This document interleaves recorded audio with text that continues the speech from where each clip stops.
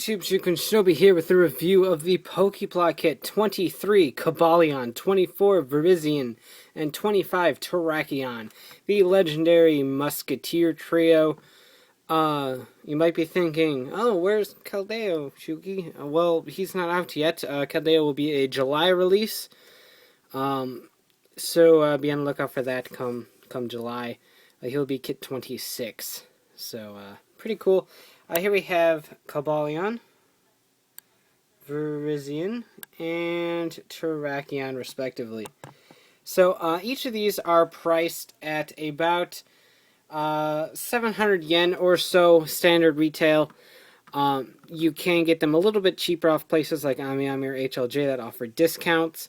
But you can also pick them up at places like eBay for a fairly reasonable price, about $10 to $12 a kit. So, really not that bad. You have a lot of options to pick these up, but keep in mind that these are Japanese releases, and you won't find them at your local American Toys R Us or things like that. So, let's go ahead and take a look at them one by one, and start with Cobalion. Alright, so here we have Cobalion. As you can see, it is for the Kyurem and Keldeo movie. So they are branding it as that. So if you're wondering why a lot of the legendary Pokemon get PokéPla releases, it's mostly for the fact that they release the PokéPla kits in tandem with the games and the films. So you'll get things like the starters and some popular kits like Hydreigon and Haxorus for the games, and then you'll get things like the legendary trios for the movies, Kyurem for the movies, Zekrom, Reshiram for the movies, Victini for the movies. So you'll see a lot of legendaries in this line, for sure. Hopefully we see some more later on down the line. After all, this does only have 25 releases so far. So there's still plenty of time to both improve and expand. So here's Cobalion. His action feature involves this. So he's like, look at me run, or something along the lines of that. But the fact that these are 3 individual kits, like I mentioned in like Kyurem's review and stuff, is great, because it means not only do the kits look a lot nicer, there's less stickers, and they all get gimmicky action features, like leg popping off action. That's always fun. So Cobalion here has very few stickers. He has his little black marks on his legs. And his neck right here are stickers, and then, of course, his eyes are stickers. He is a little bit unique in the fact he comes with 2 sets of eyes. The standard eyes that I have on him are just kind of straight looking, and then the eyes that you could also put on him are like a little glaring eye. I think the box has that one, the glaring eye. So there's all these different things that you could do with Cobalion's eyes. So that's always fun. But yeah, he does this. That's always nice. And just for anyone that doesn't know, they're called the Musketeer Trio because they are based off of the characters from the Three Musketeers story. So the 3 right here represent the main 3 Musketeers, and then Keldeo represents their little youngin' partner that I forget the names of at the moment, but Bulbapedia has them written down. Or just go look up 3 Musketeers, so you can kind of pretty much tell which one's supposed to be which. So he's pretty cool. Cobalion's my favorite of the bunch just because I think he looks the neatest. But anyway, here we go. Cobalion. Next up is Virizion. Alright, so here is Virizion. It takes a lot of talent not to call him Verizon. That's a cellular service. But Virizion is pretty nice. The quote-unquote female of the group, in the 3 Musketeers, they didn't have a female. Obviously, they just had a very feminine man. But Virizion kind of fits that role fairly well. Probably my least favorite of the 3, both in terms of actual Pokemon and then in terms of kit. There's just some stickers, particularly these bits right here, that I don't like that they do with the overlapping and stuff.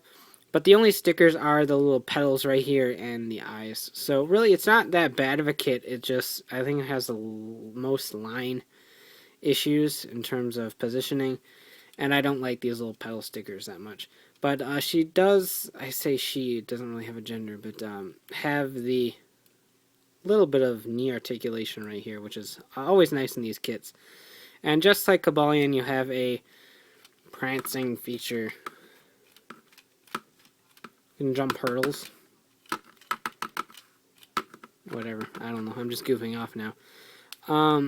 But yeah, probably my least favorite just because I think it looks the worst. But still a pretty nice kit overall. Can't particularly complain too much. So on to Terrakion. So here is a very disgruntled Terrakion. In fact, he's so disgruntled he vanished. Oh, there he is. So here is Terrakion. Very stumpy compared to the other guys. I mean, you can see Cobalion's the tallest, because Virizion just did the splits. But Cobalion's the tallest, as you can see here, he's very stumpy compared to Cobalion. But that is because he is the brute. He isn't supposed to be tall, he's just supposed to be strong. He's a rock fighting type, so very unique in that aspect. The only stickers are his eyes and these little rings on his ankles, which don't particularly enjoy being stuck to. And then he also features leg popping off action, which I think is a terrific gimmick. But jokes aside, he also has a prancing gimmick. He can jump hurdles too, except he fails, so he's like, and then his head falls off.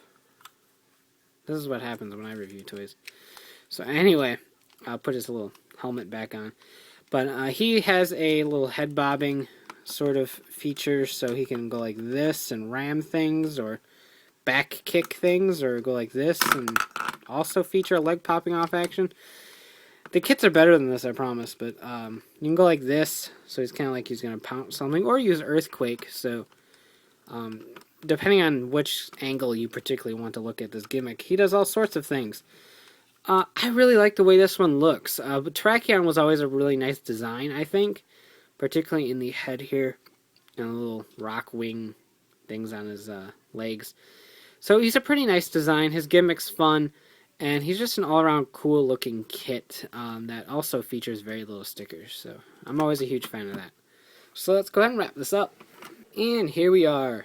So as these three spin around, I can safely say if you like this trio, definitely pick these up.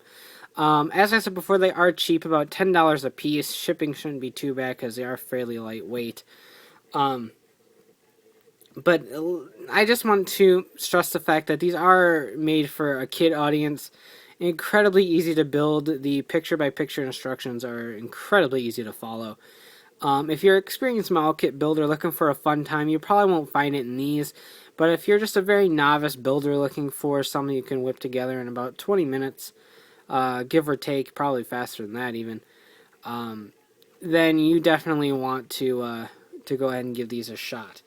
So, I definitely recommend them. They're probably some of the better kits out there. Like I said, if it's a standalone singular Pokemon kit, then you probably won't have too big of problems with it.